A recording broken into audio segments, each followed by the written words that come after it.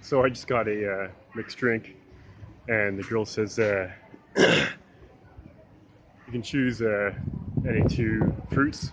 So she holds up passion fruit. I'm like, yeah, sure, I'll get that. And she's like, what else? I'm like, I don't know, watermelon.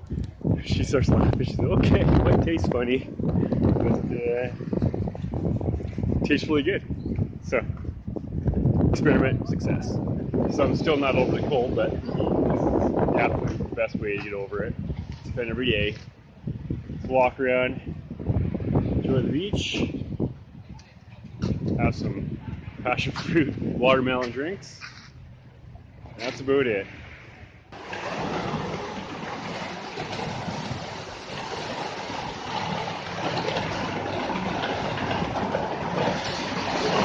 I believe it's starting to rain now.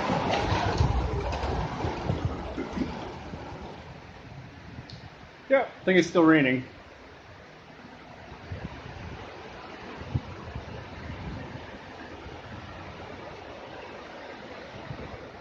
Hey everyone, thanks for watching. Don't forget to hit the like button, subscribe, and check out my store.